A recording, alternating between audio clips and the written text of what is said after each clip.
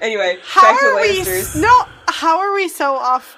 Well, she wanted topic? to talk about Aslan, and Because you said that we were so going to maybe be so at maybe Ardmore. so maybe she thinks that Jaime is Azor Ahai, and will lead the fight against the others. This is not the under his This is not true-born the tinfoil hat you're Targaryen looking name, for. Aslan Targaryen.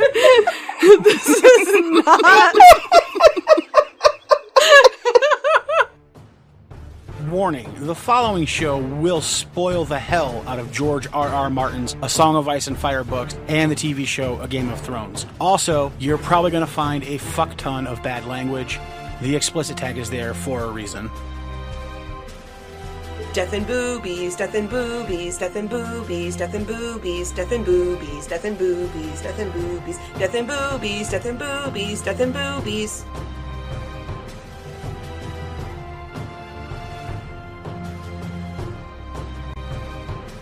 Welcome to the Ironwood Network Book Club. I'm your host, Widow Wolfsbane, and with me as always are Maester Ironwood and Lady Wyvern. Wyvern. Lady Wyvern. That wasn't too terrible. I messed up her name this time. Keep going, we're keeping it. Alright, we're keeping it. I like it. So, how are you guys doing today? I'm doing great. Alright, how are Doing you? pretty well over here. How are you doing? I am fantastic. So fantastic, you guys. You don't even know. Okay. Alright, maybe you know a little bit. So today, we're going to be discussing the third Jon chapter of the book. Exciting, because who doesn't love a good Jon Snow?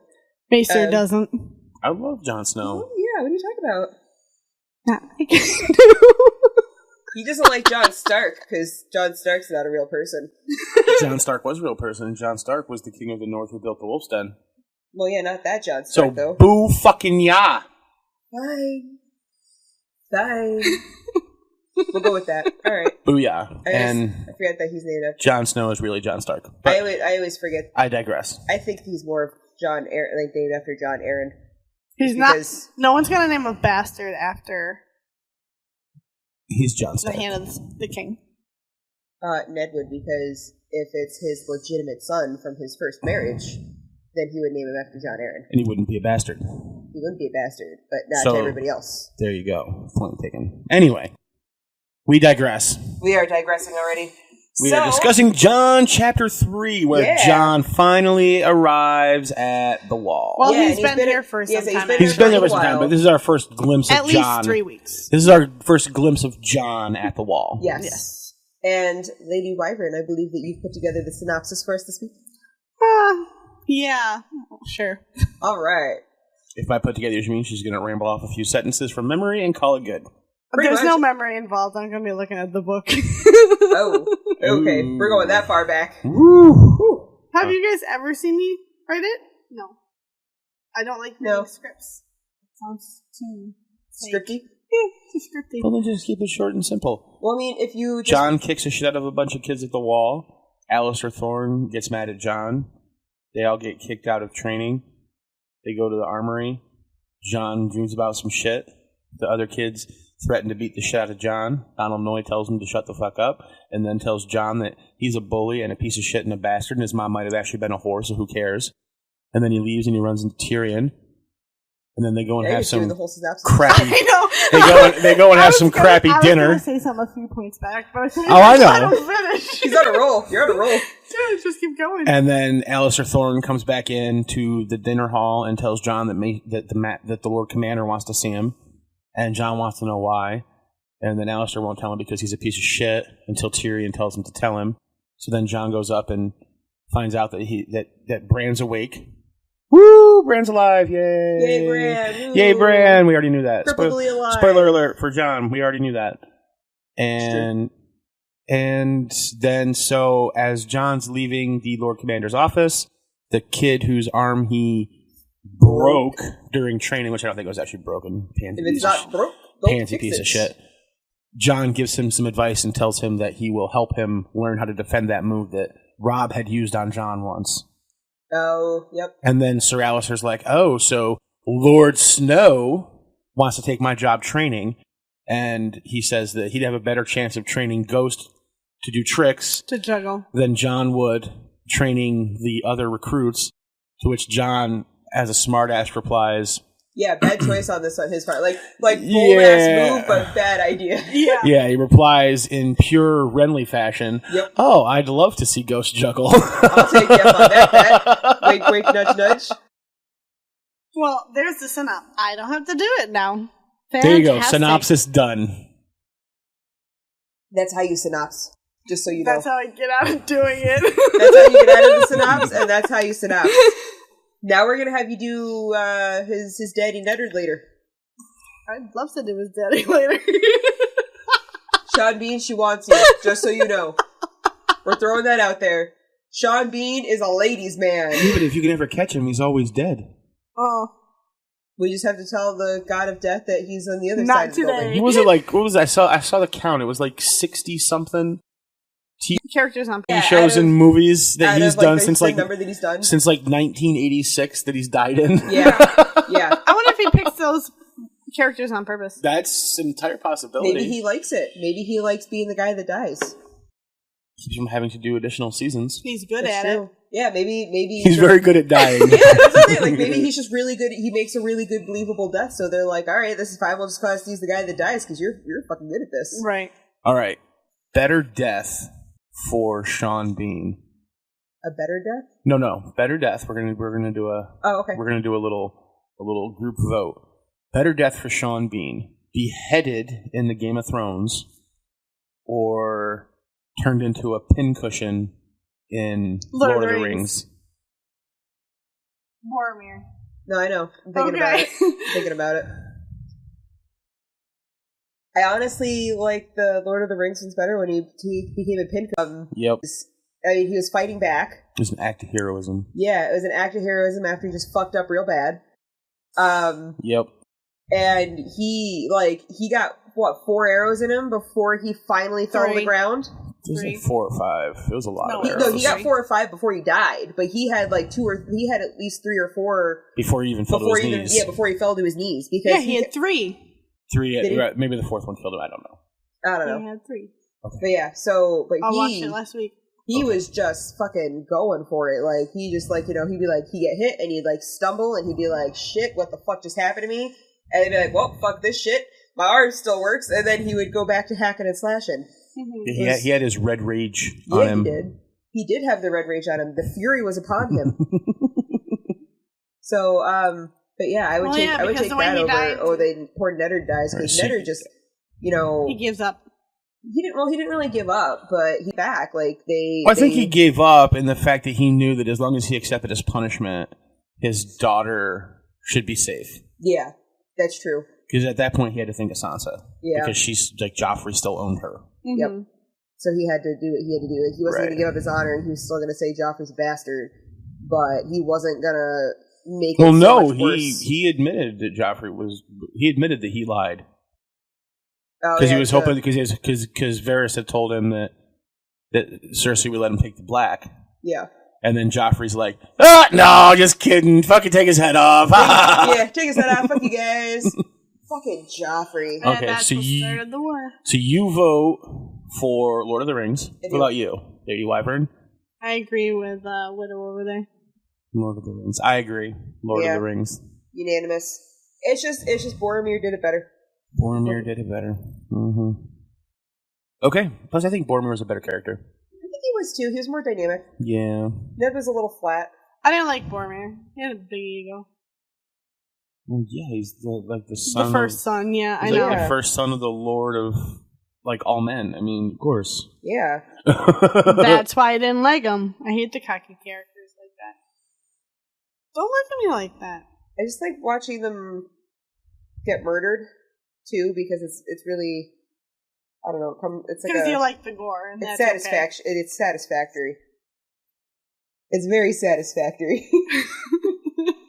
I like it. I think it's just because you like the gore. Well, I don't know. Gore usually bores me. Oh. Gore bores me a lot because I work with guts all day at work. I know. That's why it should be normal to see it and be like, Well, it doesn't make me happy and excite me, because then I'm like, oh, all right, there's a pancreas. Big deal. All right. Von Eye's got getting pancreatitis no more because he doesn't have it. Right. Okay, so we all agree better death scene for Sean Bean was Lord of the Rings. Yes. Yeah. Not Game of Thrones. Okay. Yeah. Game of Thrones, I kind of took his dignity first. It was sad. All right, so who has something they want to discuss from John chapter 3? I have a lot of things here. My first thing is that so we all know that I was the average show watcher before I started reading the books, like right now for this podcast. And I was always pronouncing his name Alister. Not Alister? Yeah. Yeah, and I read Alister and I'm like, wait, is that misspelt? Where's the T? And even the first time in my notes, it has the T in it because I was writing down Alister, and then I was like looking at the book and I'm like, there's no T in his name. His name's not Alister. It's Alister. I didn't catch that. Yeah. They call him show? Yeah, probably his name's Alister Thorne. I don't know if it's because of their if it's because of the accent, or the double D's didn't catch it because apparently they don't do a very good job of reading things before they write. Yeah. Well, no, his name in the subtitles is Alister. Oh. But I think it's like, I don't know if it's their accent or if it's just that they're being lazy about Alister. it, but yeah, they all pronounce it or Alister. all the writers just can't write because they can't, so they all just wrote down Alister every time that it was him. Yeah, and then everyone's always like, oh, Alister Thorne. I thought it was Alister. Nope, it's Alister. Yeah, I was like, I thought it was Alister, and then I saw that, and I'm like, well, shit, my whole life's been a lie. I've been hating the wrong guy. Right? Who's this poor Alister Who's this guy? Alister guy? Who's this Alister guy? I feel bad for him. He's got a bad rap. He's that fucking Alister guy. So I have that one. That was my first one. All right, now let's move on to your official segment, weather. No, that's later. Oh, you got weather later. Wait, later. Oh, okay. Later. Okay. Don't we can't remember we discussed this the one time. We were only allowed to skip to the middle for one time for the actual foreshadowing. Okay, so if we're starting right at the beginning, then I have something to say about the very first sentence. Oh, cool. Yeah, go for it. That the courtyard was to the ringing to the Song of Swords. Yes. So I did a Google search for Song of Swords. Why? Just because it seems like a phrase that might mean something. Okay. Isn't that the title of one of the books? No. It's a Storm of Swords. Storm of Swords.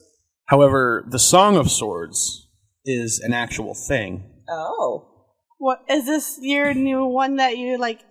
Yeah. Okay. So this is the new theory, okay. Yeah, so the Song of Swords is an actual thing. What is it? And it appears in the back of the Books of Swords, written by Brett Saberhagen in the 1980s. Oh. Okay. That was a series of books about 12 swords of power. Okay. Created from meteorite by the gods. Okay. Ooh, right? Look at that nice sword. That... Wasn't there another sword? Hold on. What? Wasn't there a sword in our story made out of meteorite? Hold on. We're going to get there. Don't you worry about it. It's all tying together. I got my Charlie Day fucking cork board upstairs going. Okay, He does. I had to buy him some new yard yesterday. So they're created from meteorite. Uh-huh. And they do not take damage. So they're indestructible. They're indestructible. Well, not indestructible, but they, like... In normal use, they don't get damaged. Right. Nothing keeps an edge like the Swords of Power or Valyrian Steel. Right. And so, got me to thinking, well, that's interesting because Valyrian Steel doesn't take damage when it's used. It always keeps its edge. Right. And we do have a sword in our story. Minimum one sword in our story. Ice? No. Dawn. Okay. That was made from a meteorite. From the heart of a fallen star. Okay. Which is a meteorite. Yes. Now, I have a feeling that Dawn, from several chapters, it would seem that Dawn is the same kind of sword that the kings and queens from the Empire of the Dawn had. Because they all had like the Jade Empress and things like that. They had the eyes, and Dany sees them in her vision. Yeah. Okay. But I think that they all had swords that were like Dawn, because they're like gods on Earth. Okay. So they had godly weapons made from meteorites. Okay. Just That's there. That gives us Dawn, the Sword of Light. And now there are 12 indestructible swords that are the swords of power. Okay. During the long night, the last hero, who I think was the Sword of the Morning, who would have Dawn, rode out to fight the others with his 12 companions. Okay. Who, I guess in our story, would have the 12 swords of power, or the 12 Valyrian steel swords, to fight the others with. But just a tie there that I... That's actually pretty cool. Right? Yeah. Who's got the sword, Dawn? Dawn is just chilling in Starfall right now. Starfall. Okay. That's where the Danes live, Starfall. Okay. Because it's at the site where a star fell. That would make sense. Supposedly. So if that's where a star fell, then is Old Town just really old? Well, actually, yes. It is? That's the whole... Okay. It was like the first town, yeah. Okay. And like King's Landing, that's where King Aegon landed on the mainland. Okay. And I'm pretty sure that Winterfell is where winter fell. Wow, these names are intense, you guys. like Bear Island. I hope they actually island have bears full of there. bears. They better have bears there. They better not just be the Mormonts. Like, I want real fucking bears.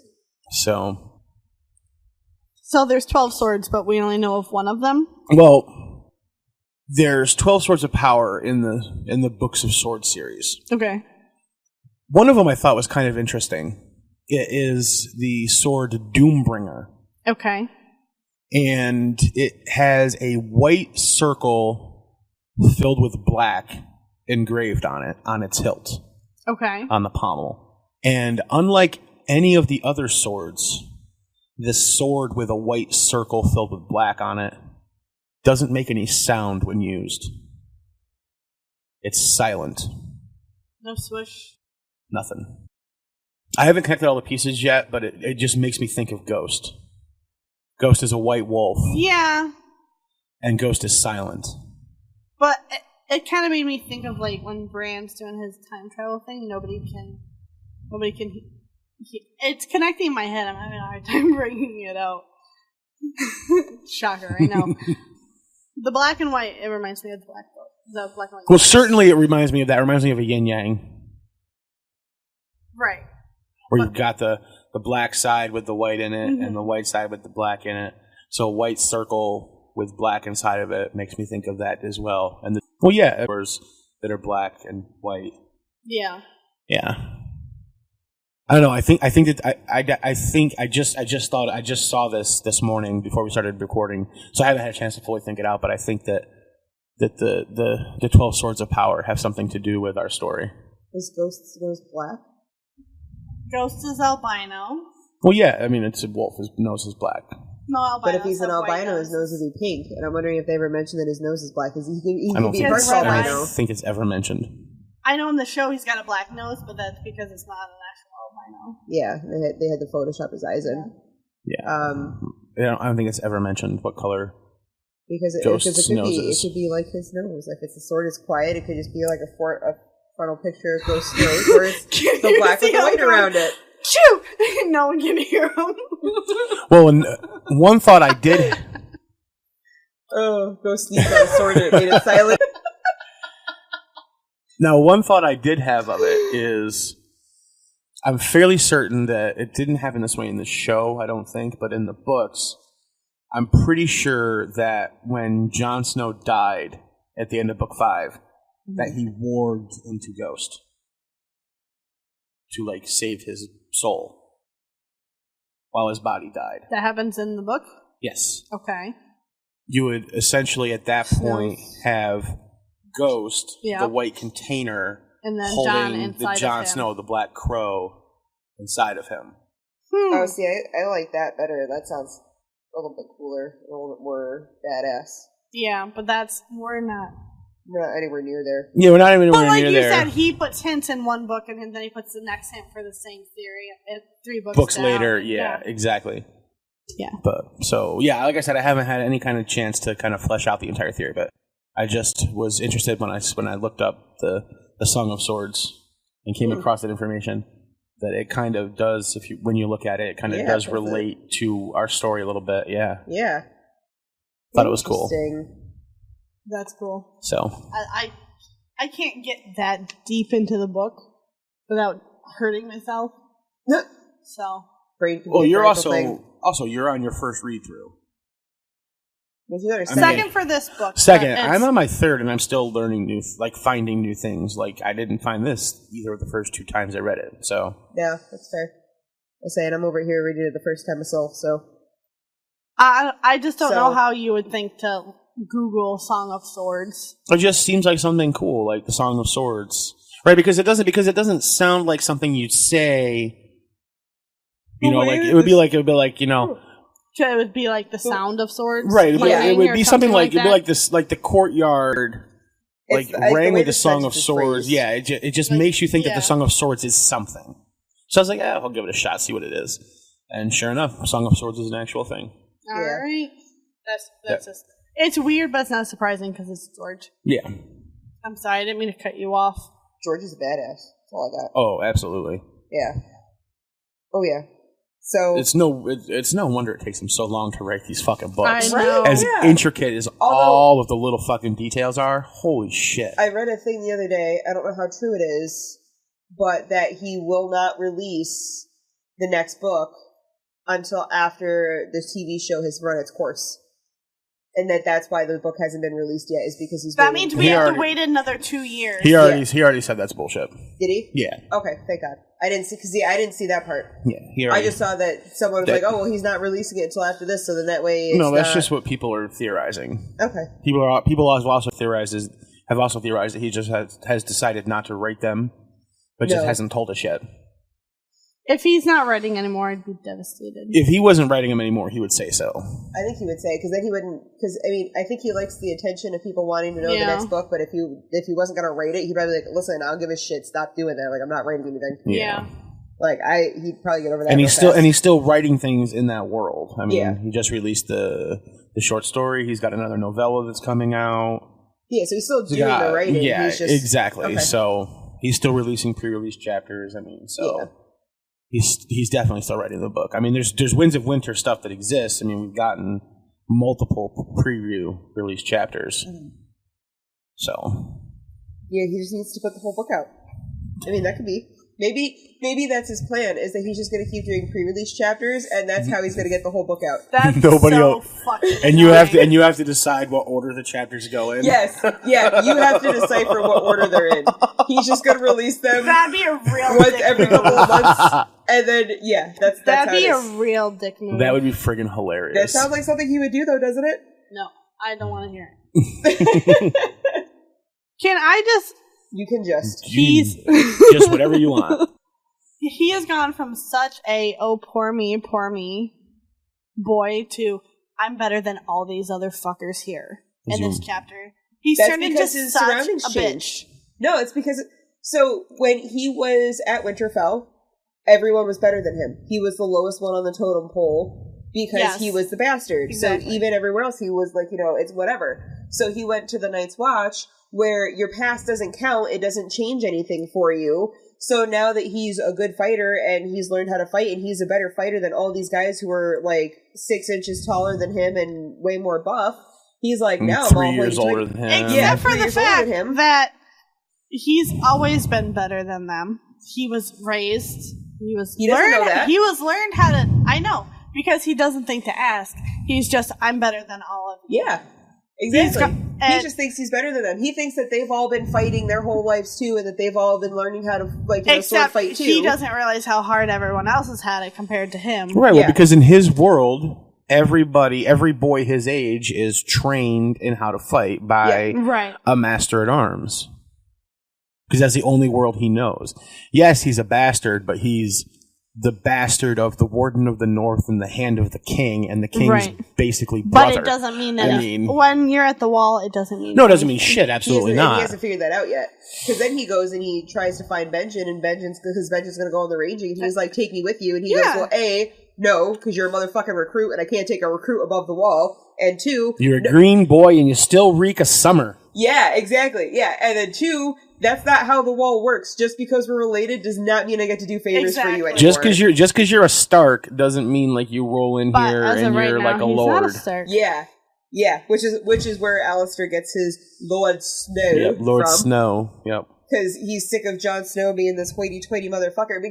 I think that's what it is, though. It's he had a personality change like that to be like, I'm better than everybody, because he did a couple sparring matches with guys who've never even held a sword before, wooden or otherwise. Right, they've all just been toy sticks. Yeah, and like even some of them probably haven't even done toy sticks. I mean, I'm sure every kid had the I want to be a knight when they grow up, but not all of them probably beat the shit out of each other with sticks like Arya does. Right. Let alone had any kind of training from anybody. Yeah. And how to actually fight with a sword. Yeah, like they know nothing about stance, and then here he is, he's like, oh, I won, because he literally goes through about how he's never lost against any of them. Like he's won all of them. Yeah, and then he's defeated everybody who Alister Thorne has put up against him. Yeah, and then Alister's like, no, just because, you didn't win, they just lost.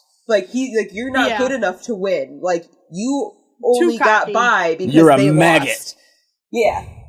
So, which I think is bullshit. I think Jon is that good because later, I think Jon is that good. Because later on, in order for Jon to even train and keep up his skill level, he has to fight 2 or 3 men at the same time. Yeah, which means he's good. And there's a lot of people who are knights that can't even do that. And, they're knighted and they've been doing the same thing their whole life. And they're still not even good enough to go against 2 people at one time. Like, they mention it in the show, and I think that they're going to eventually mention it in the books as well, that he's widely considered, the best swordsman in the North. Yeah. See, and I would agree with that. I think Alister's just trying to push him back on his ass. Yeah, he's a piece of shit recruit. Alister's like the freaking Marine Corps gunnery sergeant training him. Yeah, he can't expect he's going to get special treatment just because his father's Ned. Because his father's Ned and because he's beaten everybody. Yeah. And the thing is, and then of course, we're really jumping around in this chapter, but then Donald Noyes he's just like, dude, of course you're beating them. None of these people have ever even held a fucking stick before, and now they have to fight a guy that's been trained by a Master at Arms for 14 years. Yeah. So, who was your Master at Arms? Some old knight, and he tells him who it is, and it's almost like Donald Noy recognizes the name and is like, they've had no training anywhere near anything like that. Yeah, they're like, listen, they'd be ecstatic to get training from a fucking person who's even seen a sword in real life, right? Let alone Roderick Cassell, yeah. Roderick Cassell, yeah. He's like, oh my god. And Doyle's just like, dude, you're not as good as you think you are. Not because you're not as good as you think you are, but because you think you're so good because you're beating people who have never been trained before. Yeah, he's an arrogant teenager. He's got to be down a peg or two. Yeah. He's an arrogant, which is why later on what Maester Aemon tells him when he says, you have to kill the boy and let the man live. Yes. Let the man be born. Yeah. You have to lose that childhood arrogance. Yeah. Like Waymar Royce. About that. Like Waymar Royce, who was arrogant in the prologue. Yes. And didn't quite get to live to be a real man. I have my first fucking ranging, bitches. I am perfect. I know how to do all this shit because I'm a Royce. Yep. And then he had to go and get missing, so that Benjen had to go and disappear.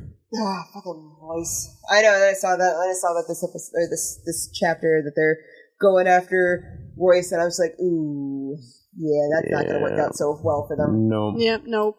Well, it might work out okay for Benjen. We don't know. Still missing. Yeah, he is after still missing. After 48 to 72 hours, you're just looking for a corpse, and it's been how many months? Well, yeah, that's not a modern world. As of right now in this chapter, it's been 3 weeks. Because they were there for a week before Benjen had to go out on a ranging, and his birthday was a fortnight after that. Yep, fortnight passed, and he still hadn't come back. And which means John is now... His birthday has come and gone. A week ago, so it's been a month. Yep, which let's just note that means John currently is 15. I noted that too. Now this chapter is surrounded by a Catelyn chapter and a Ned chapter. Yep. Neither of which mentions Robb having a birthday anytime around now. Nope. But yeah, no, I put that in there. I put that John turns 15. Happy name day, man. They don't celebrate birthdays at the wall. So he's 15 now. He's 15. Robb's 14. Yeah. Robb apparently is still 14 because neither Catelyn nor Ned they will mention. in a later chapter mention. Later on, they mentioned that Robb has had his name day. But John. So here's the thing: they don't. So what if they didn't name the child for like 3 or 4 days? Is the name day? No, Shut the name up. day. The name day. Just shut up. The name day is the day the child is born. Yeah. Yes. It's his birthday. Yes. It's his birthday suit day. Yes, it's because when they reach the age of adulthood, 16, that's when they like officially get their name. Like Joffrey will be old enough to rule when he turns 16.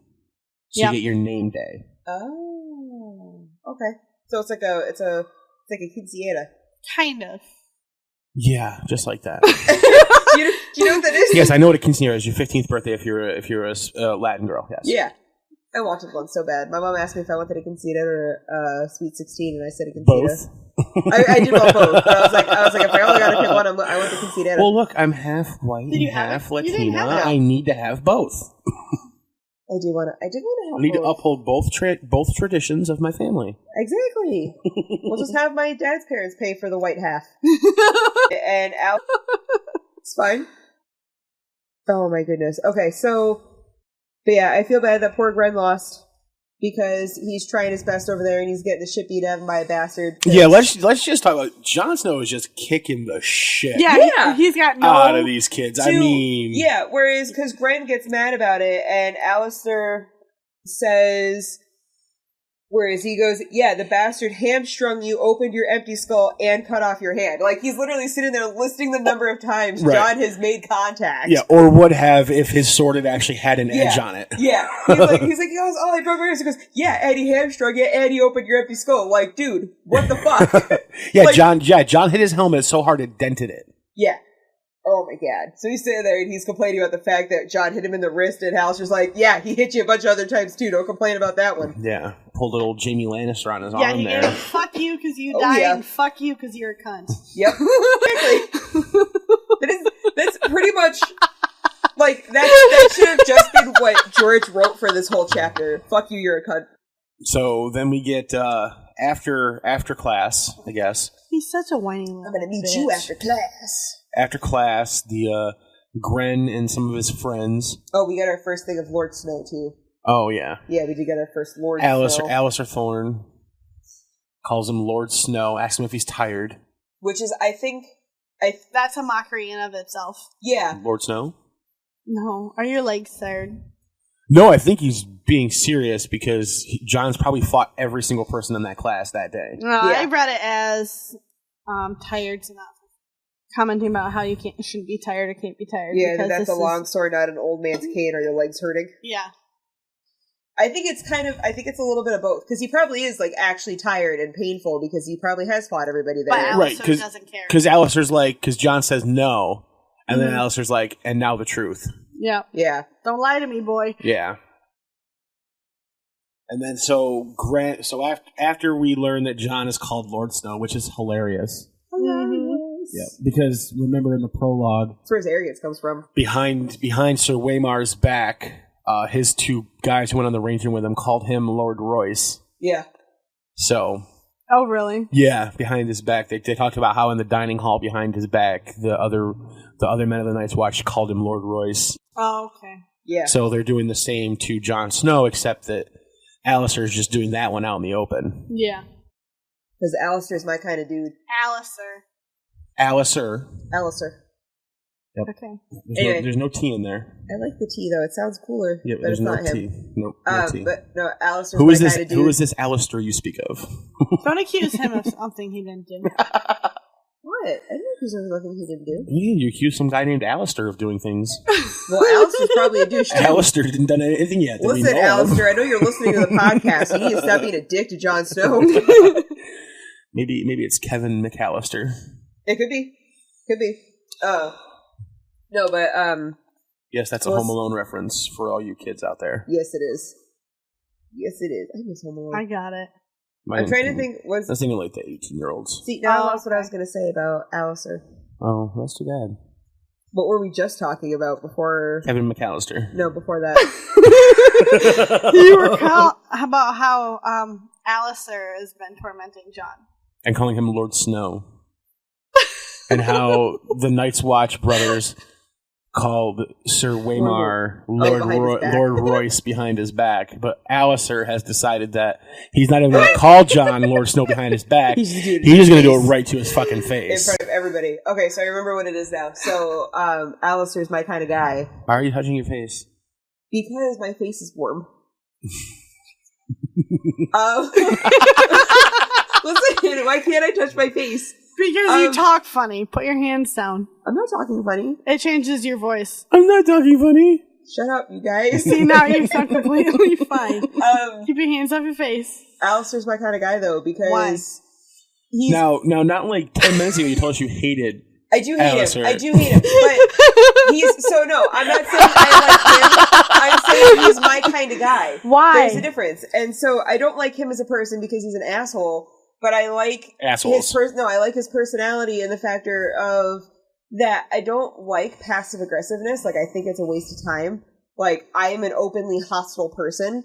So everyone saying, like, Lord Royce behind his back or saying Lord Snow behind his back would be, it's like a passive-aggressive thing. Like, they're not getting that aggression that you're putting out there. It's passive. Like, it's on the side. I'm passive-aggressive to a fault. Yeah, you are.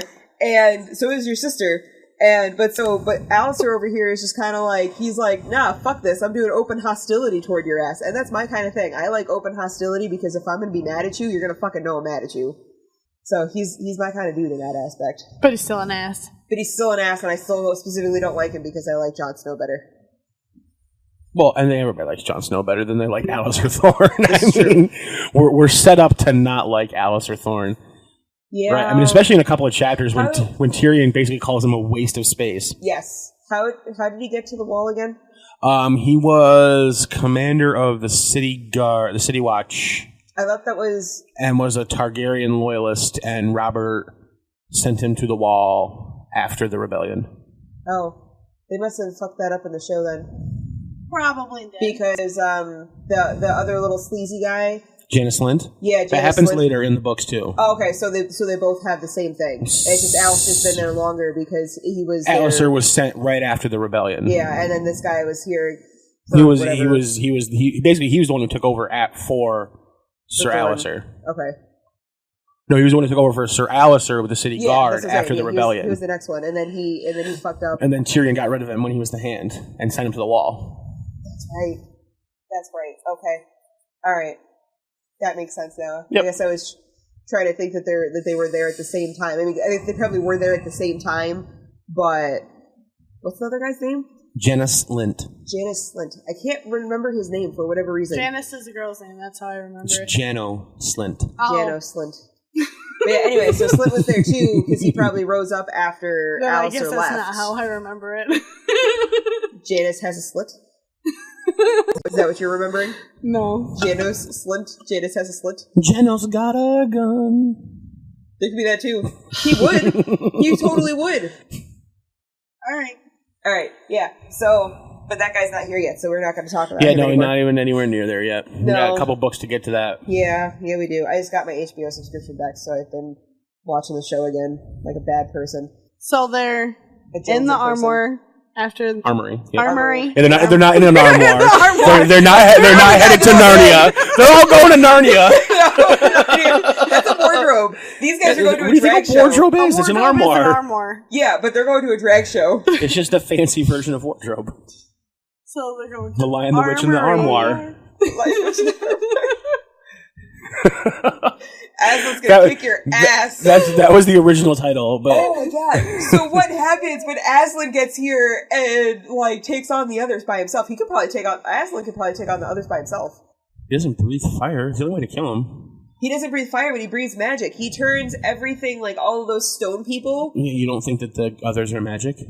I mean, they probably are magic, but what if he can? Take away their death? They killed a dragon. What if they just like fire a fucking ice rod at him and done? I mean, that could happen, but what if he could like just like roar and breathe over like all those dead zombies? Okay, so what you're saying is that they all just drop dead. So we got Aslan, who you think can just defeat all the others straight up by himself. Yes. So if we look for a real world, in-world Aslan comparison, which is a Lannister, maybe Jaime Lannister.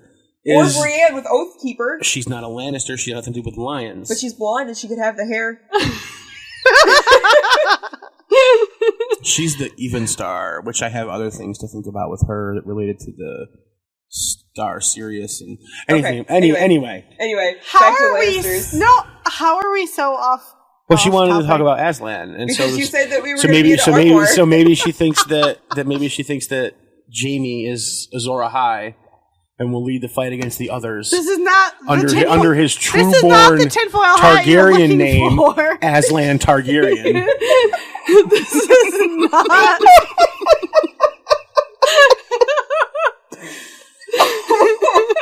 Because there's that theory that Tyrion is a secret Targaryen. I always thought it would be better if it were Jaime and Cersei that were the Targaryens.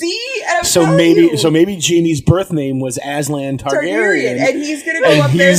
He's Azor Ahai. He's gonna roar, and the Valyrian steel sword that he has is just gonna cut them all down. But he doesn't have Valyrian steel sword anymore. I guess he does. He has Widow's. No, he doesn't.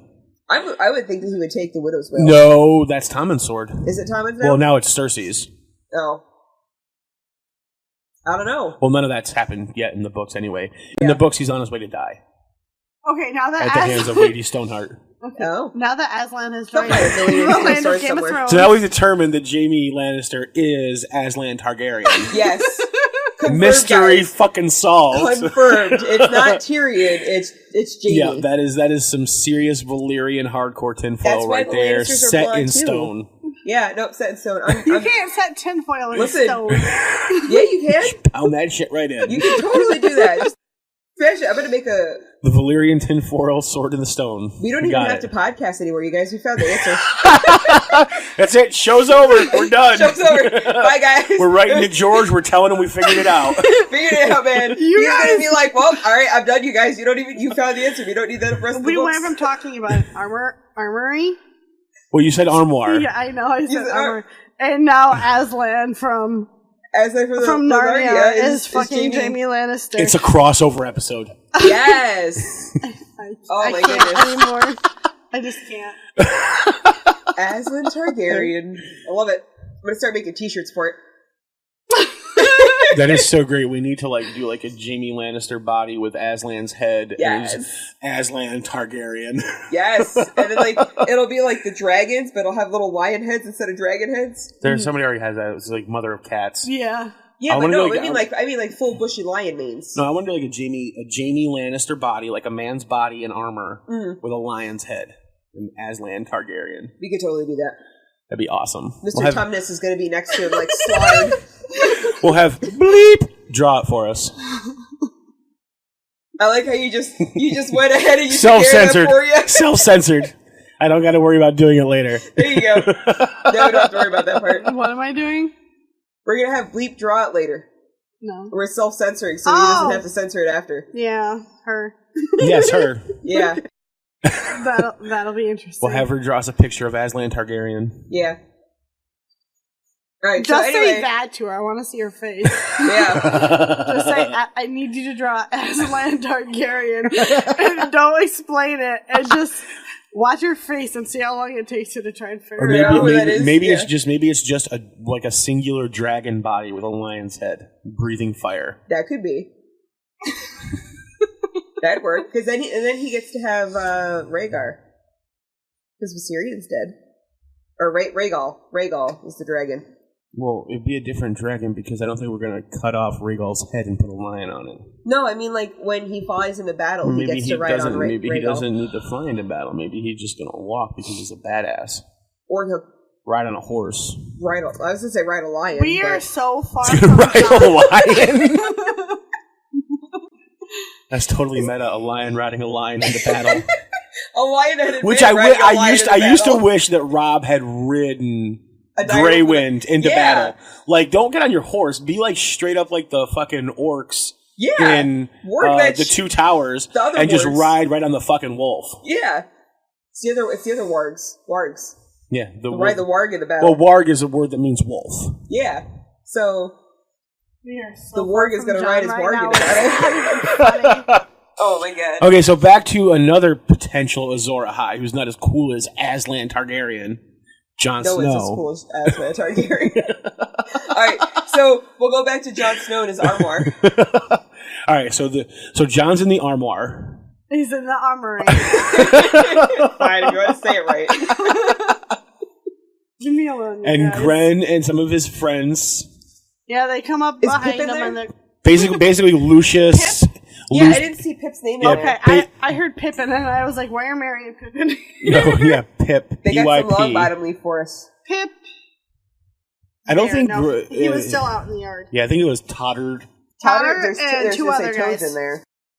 Yeah, so it's like Lucius or Draco and his two douchebag friends. Goyle. Yeah, there you go, Crab and Goyle. So Crab, Goyle, and Malfoy walk in.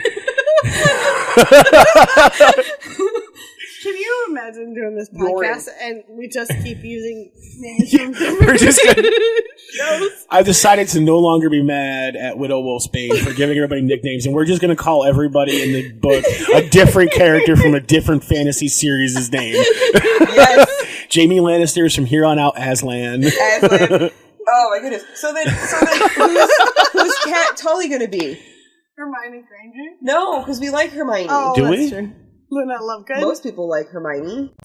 I mean, she's hot, but... Luna Lovegood? I like Luna Lovegood. Luna Lovegood's too nice. She's too helpful and nice. Yeah. Aunt Petunia. Yes. She's totally Aunt Petunia.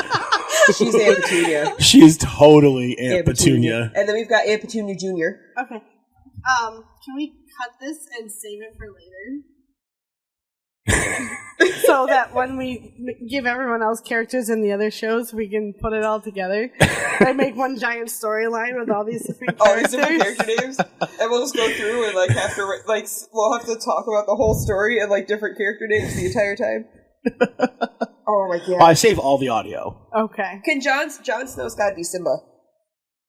What? Yeah, because he's... It's not any fantasy stuff. That's stupid Disney shit. No. No, we're okay with it. He's not a fucking lion. Simba's a lion. Jon Snow is not a fucking lion. Jon Snow is a wolf. Well, if they had a wolf version of it, I would use... Oh, so then he can be Balto. He can be Balto, yeah. Who? Or Balto's son from the third one. What are you guys talking about? Balto, the wolf, the husky wolf. What are you talking about? That they had to do. They started doing that at Iditarod because they needed the medicine for the dying Rosie kid. Not helping at all. What are you fucking talking about? And Jenna's like, oh my god, I broke my wrist. Oh no! And here's my bandana to help you feel happy. And then not Spike? What the hell's his name? The bird? No, the black and white husky that's a douche. I just watched this the other day with both your sisters. Two of my sisters? Yeah. Okay, just so we're clear. Two of your sisters. Disney movies do not count as Balto fantasy. is not Disney. I mean, Balto's Disney. No. Yeah. Balto's Fox. Real life. Balto is Fox. Which is Disney. Balto is not Fox. At the time it wasn't. But it is now. What? So Balto is Disney. Just like Anastasia. Anyway. No Disney. Because the only Disney I know is A Sword in the Stone. Fine. Which was probably Really? Lightbringer. Yeah, that and... Oh, no, it's not either of those. It's fucking Universal Pictures. Oh, really? Yeah. Okay. So yeah, I know A Sword in the Stone and I know Robin Hood. If I show you the image of the Balto cover, will you know? So it counts. Balto. No, it's not like a fantasy series. Look. Balto. Right. It's based off of an actual event. This is why they have the Great, so it has nothing to do with fantasy series then. Great. Okay, awesome. So it doesn't count. It's a fantasy thing based No, it's off not of a real fantasy. event. No. I don't It's understand. an animated show based off a real life event. Right. We need to get back to John. His name is Simba. No, John is not a fucking lion. We may only get through one chapter today. What about Timon? But I like Disney. Just shut up. Let's get back to fucking talking about the fucking chapter. All right. I'm already got to edit the fuck out of this thing. Yeah, you do. Yeah, I do. There's a lot of shit You today. said we could. Yeah, I know. Like I said before we started, mistake. The amount of regret is building. Yeah, it is. Every couple of words. Yeah, it is. Okay, anyway. So John is in the armoire. He's in the armory. The three douches walk in, threaten to kill him. Donald Noy, they get a fist fight because awesome. They get into a shoving match and a little pushing and John starts banging some kid's head off the ground because he called his mother a whore. Because he calls mom a whore. Yep. So John's going fucking full force here. And then Donald Noy breaks it up. who is a badass. He's like, get the fuck out of here, you little shenanigans. It's rumored that he was the smith who made Robert's Warhammer. Yes. Yeah. But now he's only got one hand. Yeah. Like Jamie. Yep, he lost it. But yep. And how did he lose it, though? Was it in a battle? He made a good point about... Yes, they did. I don't care. Rude. That just somebody calling your mother a whore doesn't make her a whore? No, it's true, about... I mean, he makes lots of good points. Him just being there is a good point. Yeah, it sucks for him. Yeah. Yeah. I don't understand, though, like, I'm sure he could have figured something out, like that guy from How to Train Your Dragon, where he's got the multi-tool hand that, like, changes form every time he needs it because he's a blacksmith. So the point he made that I like is where other people will know. He says No, they won't. that Lord Stark's honor did not prevent him from fathering a bastard. Yeah, I like that when John said, my father would never, he's a man of honor. His honor did not prevent him from fathering a bastard. Yes. Yeah. Absolutely. As much of a jab that was, it's not. It's from what everyone else in the story knows, it's the truth. Right. So, here's the thing, though. John's a bastard. Bastard. He's a bastard. The stinking bastages. Bargain Maroney. Sure. Johnny Dangerously. The movie Johnny Dangerously. Okay. Johnny Danger.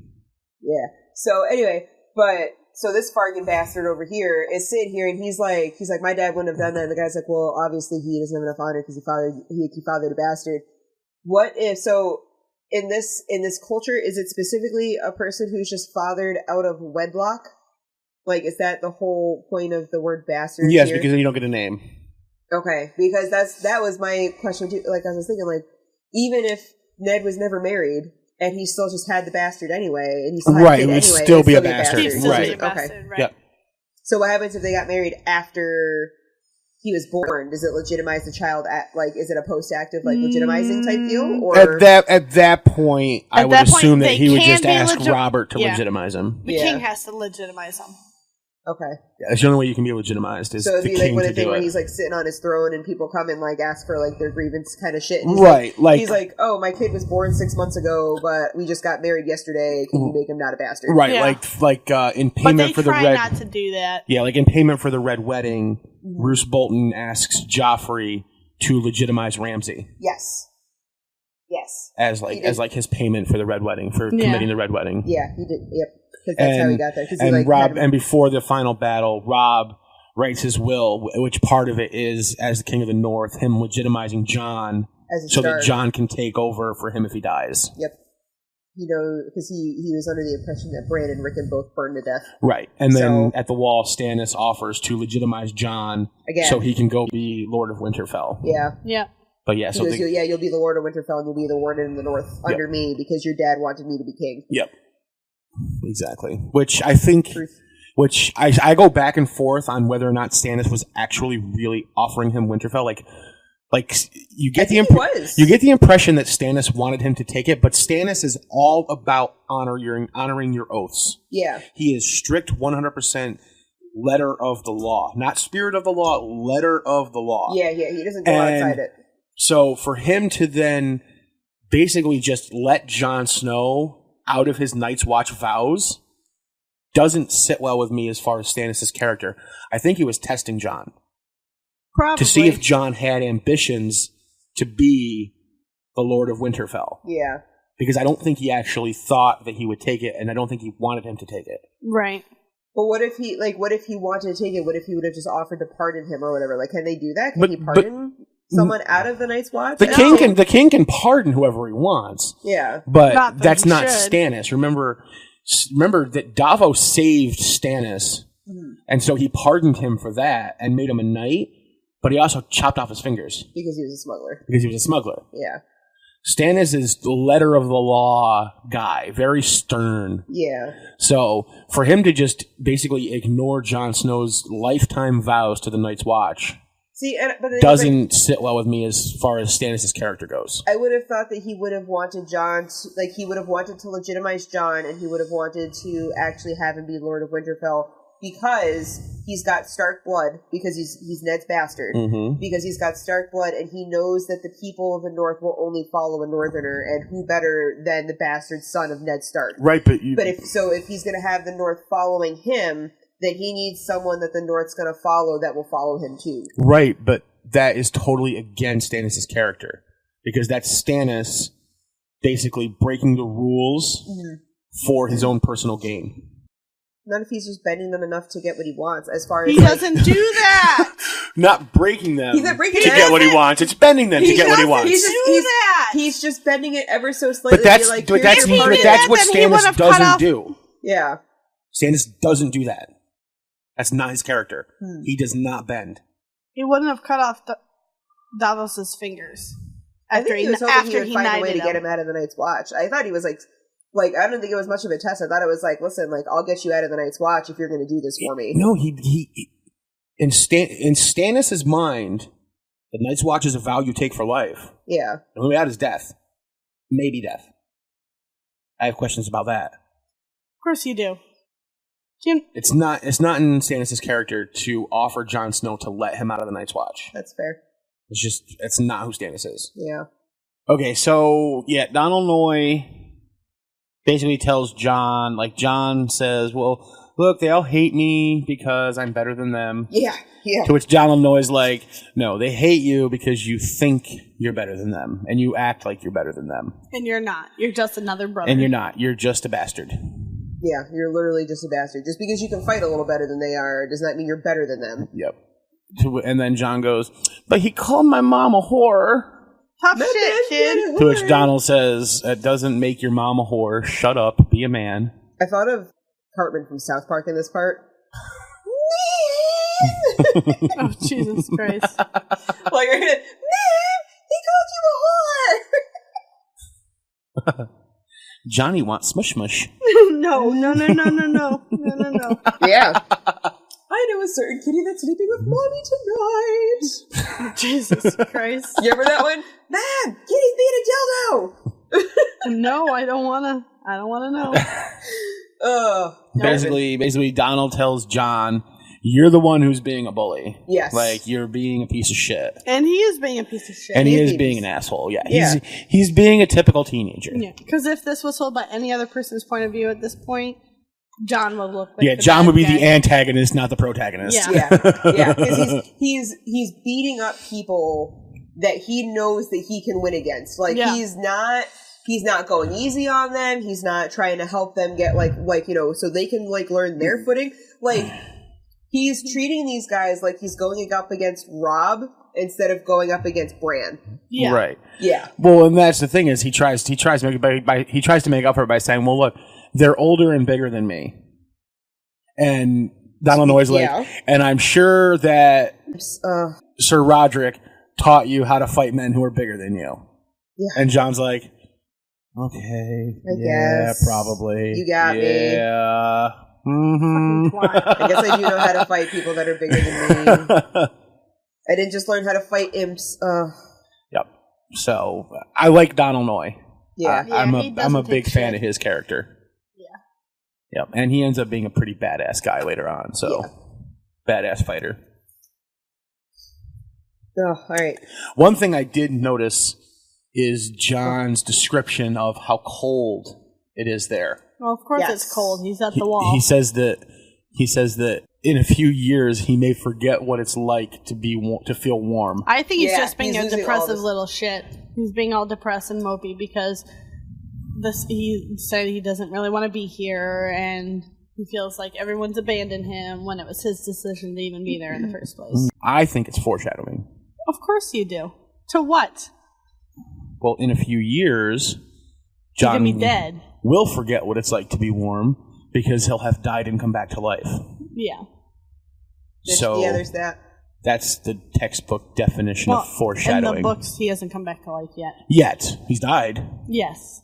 I feel like that it's also a bit of a kind of like poetic irony too, because he's forgetting what it feels like to be warm, because he's also he's in a place where everyone's being mean to him right now and he doesn't have any warm feelings. Yeah.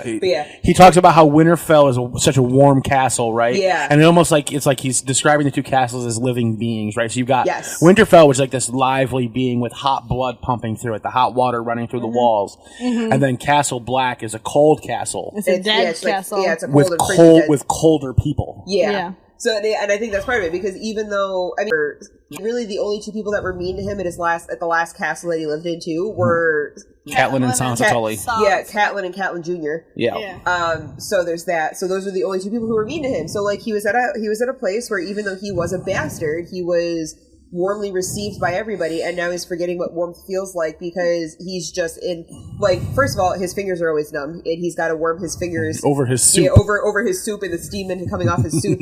So he's warming his fingers over that, and then he's also, like, everyone there, because he's being a little bit of a twat, is treating him with cold shoulder and malice, because he's just being a little twat. And then he goes, oh, I wish I knew what it was like to be loved by people again. Yeah, well, he didn't realize how loved he was until he got there. Yeah, absolutely. Grass is always greener, guys. Grass is always greener. Now, and now, if it's that cold there right now in summer, what's it gonna be like in the dead of winter when the different are like coming through the wall because they bring the cold with them? Yeah. That was my how fucking cold is it going to be there when they come? Instantly. I want to know how the fuck cold it is, just the difference between where Castle Black is and then them being 700 feet up higher in the air with more wind. Oh, it's definitely really cold on the top of the wall. Oh, yeah. They mentioned that it's really fucking cold up there. Yeah, but they don't say how cold, because then, we'd be like, how come they haven't frozen? Well, they never give us any degree temperature because they don't have thermometers. Like, it's not a thing that existed. Yeah. Like, the way they can tell if it's a warm day or a cold day is whether ice is, if the wall is leaking. If the wall's weeping, right, exactly. Yeah. Yep. So, I mean, there's no thermometers. Gray. I don't think they know what mercury is. Blue. No, it's gray because it's got dust on it. Up close, it's gray, yeah. Yeah, up close it was gray because it's got dust on it. But from a distance, it's a blue-white. Yeah, the blue-white, yeah. It takes up half the sky. Such a huge wall. He gets done scolding Jon and tells him he can go. Bad, Jon, bad. Yep. Tells him he can go, and Jon goes outside, and he runs into Tyrion. I didn't see you there, Lannister. Oh, yeah. No. Was that a short joke? Yeah, no. Yeah. There's two short jokes. So there's that one, and then I highlighted the other one because I thought it was hilarious. He could have said this any other way, but he had seen little of the dwarf. Not that he hadn't seen much of him, or that he hadn't been around. I have seen little of the dwarf. That's funny. I didn't catch that one. Short joke. Short joke.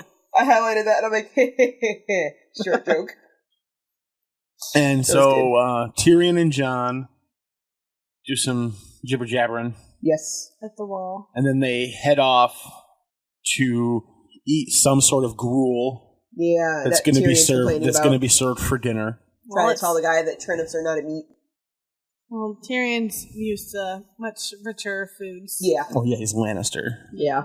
His whole life has been richer foods than this, and then he comes up here and he's like, why the fuck can't they cook up here? Yeah, you guys, it sucks to be you guys. And then he's like, turnips aren't meat, you guys. Like, what the fuck? And then Jon's like, it's mutton stew. He's like, I don't know what you're talking about. There's actually meat in here. What is mutton? Mutton is sheep. Oh, okay. Yeah. Mutton chops. Interesting. So they're eating Sir Roderick's beard. Yes, they're eating Sir Roderick's beard. Got the mutton chops going. Pull it out of their teeth. That's disgusting. Ew. Well, he doesn't have mutton chops right now. No, because he shaved them off. That's why they're eating them. Yeah, they put those in the stew. They're eating his hair pie. That's disgusting. Sex joke. All right, so they're eating gruel, slop, nastiness, whatever. Gross stuff. And Sir Alister comes back. Sir Alister. Alister. Comes back in. He's an ass. Sir Alister. Sir Alister comes in and tells Jon that the Lord Commander has requested his presence. And he's not like mean about it. There was a just hint matter to his of voice. Fact. Yeah, like his voice was not as mean as it normally is, and Jon noted that he just sounded different. Yep, which is kind of bad. Yeah, so Jon's thinking probably that he's in some deep shit. Probably, yeah. That's probably what he's thinking, like Alister went and tattled on him. Yeah. Which seems like something he would do. Exactly. And then Tyrion Lannister's like, well, why don't you just fucking, tell him why Lord Commander wants to see him and stop being a douchebag. Oh. We skipped over the Benjen part of the chapter. Because that was during the conversation with Tyrion. He thinks about Benjen. That's right. Yeah, and how Benjen's gone missing. Yeah, that's right. Yeah, because he had the thing where he tried to go with Benjen north of the wall, and Benjen's like, it doesn't work like that. Like, seriously, stop. Like, just because you're Stark does not mean, or you're my nephew and you're Stark does not mean I can take you with me. Right.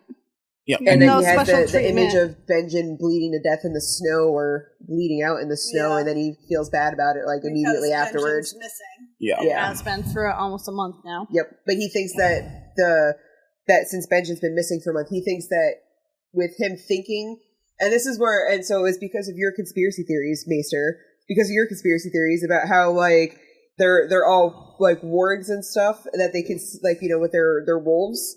That I'm sitting here like, well, what if Jon, with how physical or how like connected he is to his wolf, if he's more than just a warg, and like, what if what he was seeing with Benjen, like at that moment of anger when he's dying in the snow, if he didn't conjure that image of his own mind, but pulled it out from the future and saw that himself, because he's got magical powers, and Bran can see the future. Why wouldn't what's if Jon was as connected with his wolf as he is? Why wouldn't Jon be able to? Because Jon hasn't been able to warg into his wolf yet. So why would he warg into some creature he doesn't know on the other side of the wall to see his uncle dying? Who knows? It's things have always happened in supernatural stories like this. Things always happen at moments of intense emotion. I don't know, Mister. What do you think? Well, my theory that Bran, who was unconscious in a coma, I still think that he, whether by his own will or just by it happening, warged into Summer in order to save himself and his mother. Okay. So I think it's entirely possible that Jon could warg before realizing that he could warg. Yeah, it's always been a thing though. Like in The Lord of the Rings, Gandalf gets the most power because he's going against the Balrog, and it's like he needs that sudden spurt of energy, and it's like an intense emotional battle. Yeah. And then in Once Upon a Time, the only time Emma can ever use magic is because she's either really stressed out, or she's panicking, or she's like madly like she's like realizing how strongly she feels for somebody. Like it's like an intense emotional stuff that causes that, and he's like pissed. Like, Benjen will not take him. Like, all Jon's ever wanted to do is be a ranger. He's only ever wanted to go north of the wall. He's got to learn to be a ranger. He can't just do it. Well, that's what Benjen tells him. But that's what Benjen tells him, and he gets mad at him for that. He gets mad because, well, you're my uncle. You should be able to take me. Like, kind of thing. And Benjen's like, that's not how this works here. Like, he goes, you're a brother of the Night's Watch. We're not a family anymore, other than the fact that we're brothers. You're not even a brother of the Night's Watch yet. Yeah, and he's not even a brother of the Night's Watch yet. Like, so, like, literally at this point, Benjen's telling him, you're at the wall, you have no family, and you're not even a legitimate brother yet, so why the fuck would I take you ranging? Right. Like, I'm not allowed to, A, because you're a recruit, and B, like, we're not related, so I don't get to do favors for you. Right. Yeah. And you don't get favors that way. So we leave our families behind. Yeah. So what if that intense anger that he's feeling towards Benjen isn't him... Did you see he killed Benjen? Yeah. Ghost killed Benjen? No, not Ghost is not on the other side of the wall. Ghost is chained up in the stables, like... But just that Jon didn't necessarily, like, just imagine that it's something that legitimately is happened or going to happen. We don't know yet. Yeah, we don't know yet. Yeah, we're still waiting on the fate of Benjen. Yeah, we do need the fate of Benjen. Well, maybe Benjen will be lying in a puddle of blood in the snow. He'd be buried. And there's going to be, like, a bird flying above him that looks suspiciously like Jon Snow. Oh, Jesus Christ. Interesting. That's my tinfoil hat theory for the day. Interesting. Sorry. Benjen does give us a line that I think is important to the deeper underlying game being told. What's that? He says, you're still a green boy with the smell of summer on you. Yeah. So he's still growing. obviously. Well, that's the plain reading. Yes. Now... That's my reading always. What's your reading, Maester? Now, well, there is the Isle of Faces, the Isle of Faces, the God's Eye in the lake, where it is said that the green men reside, who people believe are the green seers of the children of the forest. Okay. And so they're the green men. And Jon is a green boy. And Maester Aemon tells Jon, you have to kill the boy and let the man be born. I wonder how many tinfoil hats we have. Like, I've completely lost track. And I want to know how many of them are going to be figured out at the end as true or false. Well, that's why we have recordings now, to be able to keep track of them. So I think that Jon must kill the green boy and increase his magical powers. So he dies. He dies to kill... Back a man. And comes back a green man, possibly with enhanced magical powers because of his union with Ghost. See? And comes back as a powerful green man who's then able to fight the others. Interesting. Giant. So yeah, I could never come up with half the shit you guys come up with, but it's cool. That's because you don't have imagination.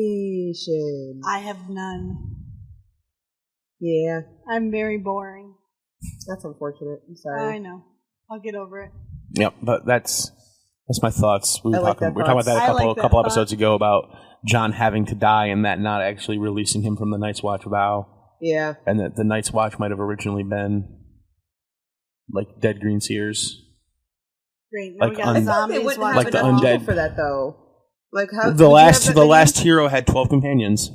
I know, but that was the original Night's Watch. But so the original Night's Watch was just the 12 people. So 13. 13. So the last hero plus 12 companions. Okay. Is it Jesus? Well, I mean, the 12 disciples. Well, there's that, and then there's the voyage of Brandon, and he set off with 12 companions. That was the voyage of Bran. Well, there's another one that's related to it that's Scottish. That's the voyage of a Saint Brandon. Yeah, who was like a Saint Brandon, and that was him and 12 companions who set off. I had a thought, but I can't say it. It's fine. Okay, then don't bring it up. Then don't say it. That's what I'm saying. I'm not saying it. But that makes sense. I don't know. 12, repetitious numbers of history. And then you also got the Night's King. Yeah. Who was the 13th Lord Commander of the Night's Watch. Yeah. Which means that there were 12 Lord Commanders before him. Interesting. There's another 12. In the Crypts of Winterfell, Theon names 13 Kings of Winter. And that being the third. Oh wait, no, Kings of Winter. Okay. Yeah, that's before they became part of the Seven Kingdoms. Yeah. So when they were their own. There's some to do. With numbers? The North remembers.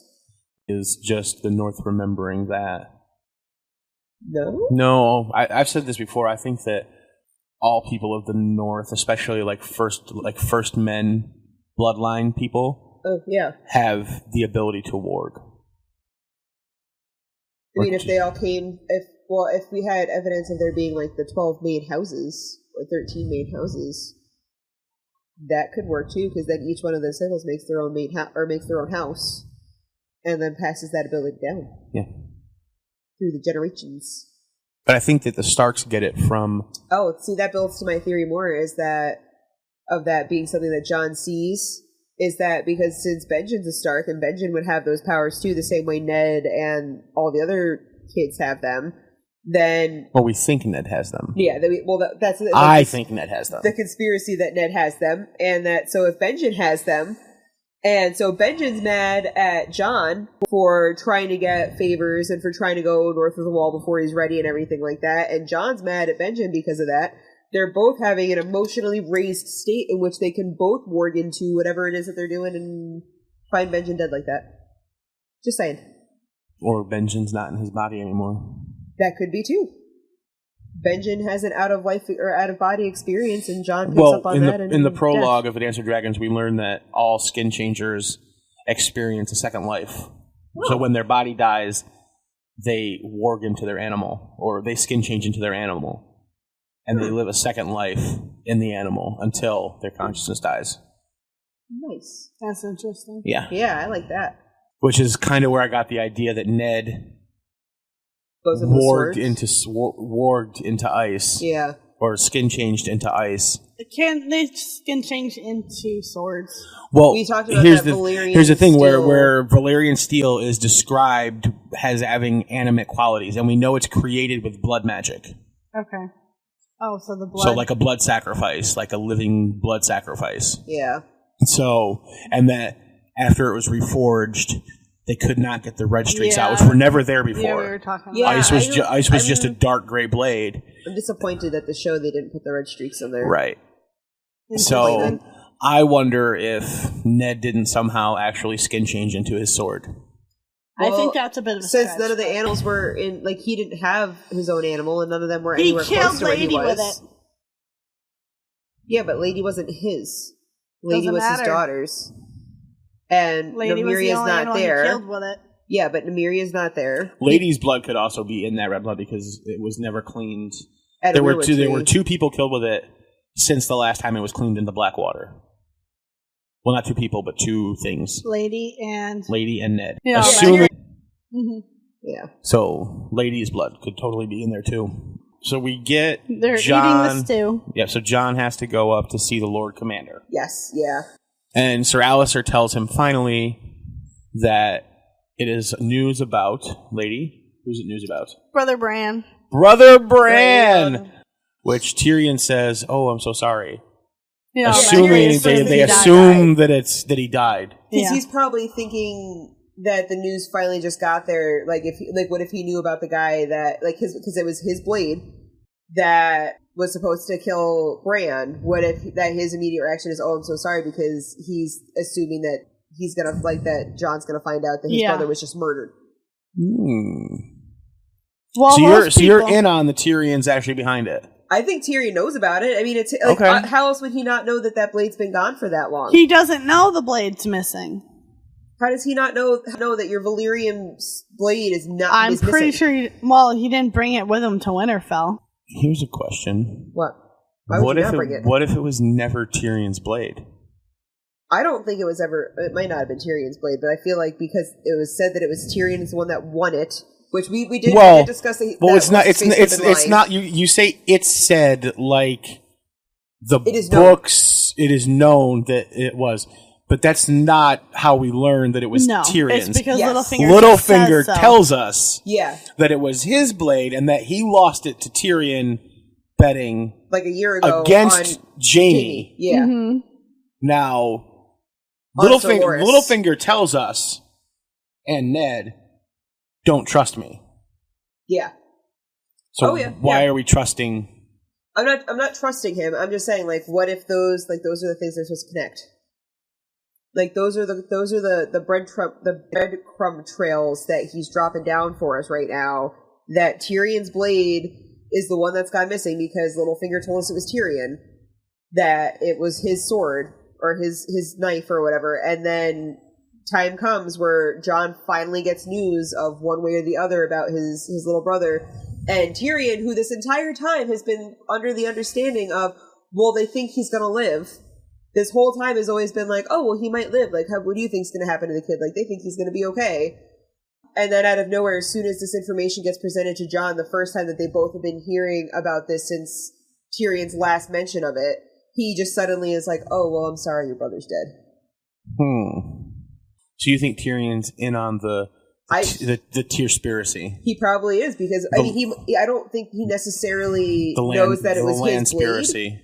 Yeah, I mean, I don't know if it's maybe but that he knows it was his blade. He knew about them. The attack. Yeah, he might have known about attack because he knows about Cersei and Jaime.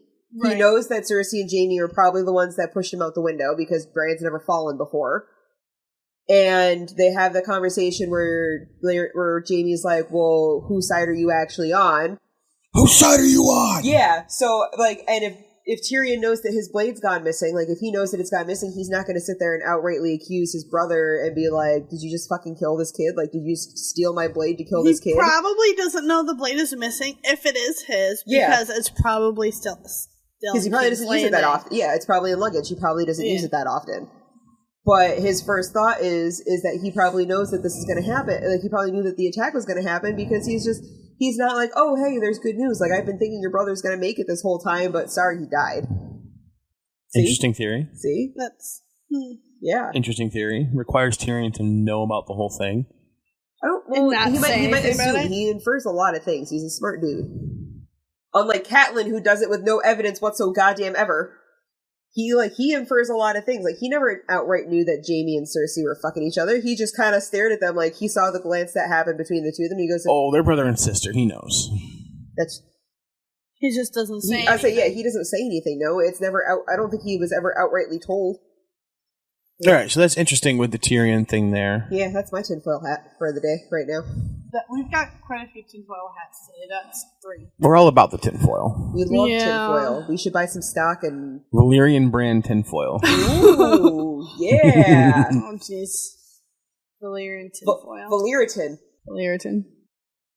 Get your Valyrian tinfoil. That's my Valyrian tinfoil right there. I like it. He knows about it. That's some expensive ass tinfoil. Right? Yeah.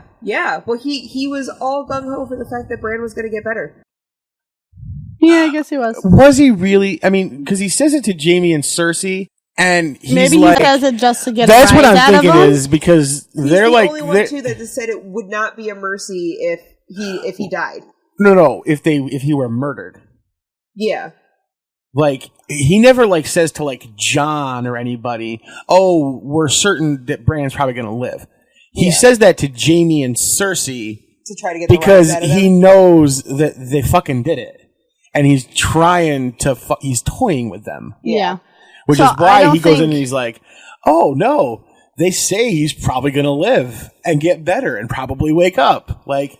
You know, being a fucking smartass. Yeah. So I don't think he'd be in on Bran being killed with Cersei and Jaime if he was certain that they did it in the first place. So Jon heads up to see the Lord Commander. The Lord Commander. Who we learn is Jeor Mormont. Jeor Mormont. The name should sound familiar to us. Yeah, he's I want to say Jorah's dad. Sir Jorah's dad. He's Jorah's dad. And in the future, he'll be Lyanna's grandfather, right? What? Great uncle. Great uncle? Okay. Who's great uncle? Lyanna Stark? Lyanna Mormont. Lyanna Mormont. Oh, okay. Who's named after Lyanna Stark. I forgot about Little Mormont. Well, that's because she's barely mentioned. Your sister hates her. It's because she's barely mentioned in the books. Yeah. So he goes up, he sees Jeor Mormont, who has a raven sitting on him, which is kind of cool. I like that. Yep. The raven. Corn. Live. Actually, a raven sounds like corn. Yep. Because it's raucous. And now it's interesting. But it's a two-eyed raven. I know I've mentioned this before, and you guys we don't have to talk about it a lot, but I'll just drop it in there for people who have read the whole book series more in depth already. I've mentioned the Corn King and John Barleycorn and his relation to Jon Snow. You did mention that. And it's funny how Jon Snow first meets Lord Mormont's raven, and it sees Jon and it says corn, as in Corn King. Mm-hmm. Yeah. So it could be just asking for corn, or it sees Jon Snow and ties him to the Corn King. And says, I don't know what the Corn King is. I think the raven's just seeing him and is asking Mormont for corn, but I think that the whole concept of it is right. It's a clue for us. You can explain it later. The Corn King's a fertility god who dies in the fall and then is reborn in the spring. Fertility god, huh? Yes, a fertility god. Oh, and Dany's can't get pregnant, but yet he can get her pregnant. Interesting, maybe. It's assuming his plumbing still works when he is brought back to life. If his blood flows if he comes back, the other guy who was killed 7 times could still bleed. But the whites walk around and their blood doesn't flow. And there's no guarantee that Jon's going to be brought back by R'hllor. A lot of people think that Melisandre's going to be the one who brings him back, but that's not a given. I guess we'll have to see. Like, I'm pretty certain that he's actually going to get brought back to life north of the wall in that grove of 9 weirwood trees where they said their vows. Maybe. Oh. I guess we'll see. Yeah. But yeah, the Raven later on says cool things like when Jon Snow, I think it's when he's meeting with Mance Rayder or discussing things with Mance Rayder, the Raven says blood. Oh. Why? Well, if you believe that Mance Rayder is Arthur Dayne and that Jon Snow is the son of Ashara and Ned, then Jon Snow and Mance Rayder are blood. Ah, uncle and nephew. Yeah. Oh. More tinfoil. Yeah, I say, but that would make me a little bit more on the boat of the N plus A equals J thing as opposed to the R plus L is J. I like that concept, that he's related to Mance, and that's why he has such a good repertoire. Yeah, repertoire with the wildlings. Yeah. Huh. So, but yeah, Mormont's Raven seems to always say things that have like a double meaning. Right. That makes sense. Yeah. So. Minus the live. I don't know if the live has a second meaning in this chapter. Yeah. Other than the fact that John just said it with a lot of excitement. Yeah. Yeah, I don't know if the live thing has a double meaning or not. It's quite possible that it does. I wouldn't know what it would be. Maybe it's like, nah, you'll at this point. It could be like an anti-double meaning in the fact that John's not gonna live. Or that John will live again after he dies. Now you're grasping. After he's lost the warmth. In his role as the Corn King, after he dies, he will live again. Yeah. I say because he just lost all of the warmth. I think you guys are grasping at straws here. He doesn't know whether he'll ever feel any warmth again, and then the Raven's like, nah, you'll live, it's fine. You guys are grasping at straws. But anyway, Lord Mormont tells him that he's gotten a letter from Winterfell. Yes. And that Bran is awake! Brandon is awake. He's alive. Yep, he's alive and awake. And now what? Crippled. Yep. Not going to be able to do anything. Yep. He says, yeah, but he's crippled and he's fucked over. And John's like, John don't care. Alive. Yep, John don't care. He's alive. That's all that matters. He's super happy. Yep. And so and what's he do with that happiness? He endears himself to a lifetime of Heart Like Go and Crab and Goyle. Jesus Christ. Crab and Goyle. When he's leaving Lord Mormont's office. He really does, though. And he runs into Gren. Yep. And Gren, backs away from him, no, don't touch me again. I'm done. Yeah. And John's like, I'm really, really sorry. Rob used that move on me once, and that was with a wooden sword, and it hurt like fucking crazy. I'll teach you how to defend against it. Yes. So now John is taking on the role of teaching. Yeah. He's in a super good mood. He's finally starting to realize, that Bran's going to be okay, so that's putting him in a good mood. But I think the discussion with Donald Noy and Tyrion... Yeah, it definitely put him into perspective, because... Yeah, it gives him perspective on things. Yeah, it mentions that he sees them differently, he's no longer, intimidating or anything like that, that he's... Yeah. That he's actually, kind of anxious and scared, oh god, he's gonna hit me. I think he's piecing together what Tyrion pieces together in that Alister Thorne is not good at training the men how to fight. Because he's not. All he's doing with these kids is just throwing them up against Jon Snow and letting Jon Snow beat the shit out of them. Yeah. And then berating Jon Snow for beating the shit out of them. Yep. Yeah. Whereas... And it's probably what he does, in general. He's not putting up against people of, either the same class to be able to, learn together, or someone who's better and, worse to, Well, apparently there's nobody... there probably is nobody coming into the wall this time on Jon's level. Yeah. Right? Because most people who have that kind of training...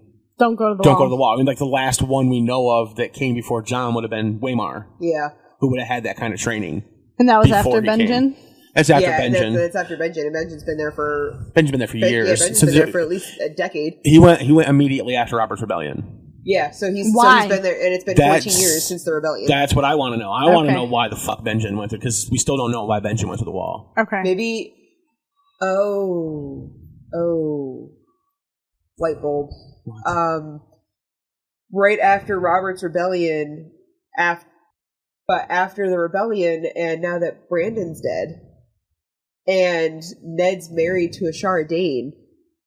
And then it comes down to Benjen having to marry Catelyn Stark, or Catelyn Tully. No, that wasn't going to happen because Ned was already married to Catelyn before the end of the rebellion. Yeah. Was he? Yeah. Okay. All right. All right. Basically, how it happened was the rebellion starts, and then Ned travels to the north, calls his banners. Okay. And then travels to River Run, like 180 or so. Where are the Baratheons from? Like, what's their town? They're all the way in the south. Okay. Stormlands. Okay. And so he travels to the River Run to get Hoster Tully's forces to join them. Mm-hmm. He has to, because Robert had won 2 victories and then had been beaten and chased to the Stony Sept and was basically being hunted house by house by Jon Connington. Okay. At the battle. So, like, the rebellion was, like, on the brink of collapse. And so Robert needed help immediately. Oh, so Ned went to River Run to get Hoster Tully, who then basically, what it seems like is, made Ned agree to marry Catelyn in order to get Hoster Tully's support and his army. Ned agrees, so then he takes the combined army, goes down to the Stony Sept. The Battle of the Bells occurs. He defeats Jon Connington's army there, saves Robert, and then him and Jon Arryn, right after that, go back, marry Catelyn and Lysa, knock them up, and then go off. At that point, they're marching south. Then they go to the Trident. They had the Battle of the Trident after that, and then Tywin sacks King's Landing. Ned goes, relieves the siege at, I can't even remember the name of their castle. Storm's End. Oh, Storm's End. Okay. Storm's End. Okay. And then from there, the rebellion's over. And he comes home with a baby. So, so he married Catelyn during the rebellion already. I was saying, because if it was after, like right after the rebellion, because I always thought it was like right after everything had ended is when he finally like, I don't want to marry Catelyn. Yeah. I'm going to run away to the wall. Yeah, exactly. That was my thought. Is that like if this? So he my thought was that he just got married just at the end of the thing. So he's like, all right, well, we have to finish this war, so I'll marry your daughter after the war's over or whatever. It wouldn't have done. Unfortunately, that wouldn't have worked because. If he died without marrying her? Well, not just that, because Hoster Tully's not going to go from marrying the Lord, like the next Lord of Winterfell, to him marrying a second son who's never going to have shit. Yeah. Okay. You know, that's not a trade he's going to make. Yeah. Okay, because I'd be I'd be like, because if I was Benjen, I'd get the fuck out of that. Whereas forcing the next Lord of Winterfell to marry the daughter that the first one was supposed to marry makes sense, because now again now his grandchildren are now the next in line to be Lords of Winterfell and Wardens of the North. So, oh Jesus, he fucked us all over with the fucking Tully thing. Yep. Goddamn fish people. Well, nobody would think about it. House Stark wouldn't have survived without House Tully. Why? Because without House Tully, Robert's rebellion loses. And Robert and Ned are killed. For rebelling. Right. By Aerys Targaryen. Oh. So if not for Rickard Stark making his alliances in the south, the Starks don't survive. Oh. They all die. All right. Oh, yeah, so then he makes amends. And then we get the best part, which we brought up earlier, too, that because he's telling Bran, hey, by the way, like, you know, I'll teach you how to defend that move so no one else does it to you, even though I'm the only one here that knows how to do it. Alister's like, yeah, and then I'll teach a wolf how to juggle, because I'll be easier to do that than it would be for you to teach these bunch of, what are they called? Aurochs. Aurochs. So Aurochs is how to fight. Which is basically like an ox. Yeah, so he's calling him a dumb ox, and he's saying that he could teach a wolf how to juggle before Jon can teach a dumb ox how to fight. And that's a wager that Jon will take. Yeah, and Jon's like, yeah, I'll take you up on that. Which he probably shouldn't have done. Yeah, because, and then and we know for a fact he never should have said anything of the like, because even Gren kind of like is like sucking in air, like. Yeah, but then the Black Brothers laugh. Are all laughing. And Alister's mad because he's been embarrassed. Basically, Jon just showed him up. I mean, Yeah, Jon is like, I've got. Jon just showed that he has no fear of who Alister Thorne is. Yeah. Who is this Alister, and why do you keep talking bad about him? I don't like Alister. Leave Alister alone. No, that's going to be one of our shirts. Leave Alister alone. Yes. They're just going to have like a little silhouette of a head. Yeah. Oh, God. Just the back of a head. Like, back so we of can't the see the back of a face. Alister. Leave Alister alone. Leave Alister alone. Poor Alister. Yeah. I've been being mean to him this episode. Yes, you've been brutal. Yeah. Alister. And that's eventually... Well, I did just realize yesterday that his name is not I noticed Alister. it when you pointed it out this morning. But yeah, so that's where we leave off, basically. Yep. Jon Snow has come full circle from being a bully piece of shit. Well, then he's only pulled a 180 because if he's come full circle, then he's back to being a piece of shit. He is back to being a piece of shit. He just made fun of the Maester at Arms of the Castle Black. Yeah, but he was good to Gren and the boys. Look, like Jason Kidd said one time in an interview, he's going to turn his team around 360 degrees. Yeah, that's right. That's right. It does nothing for you. What I mean is Jon has come full circle in his growth in this chapter. Yeah.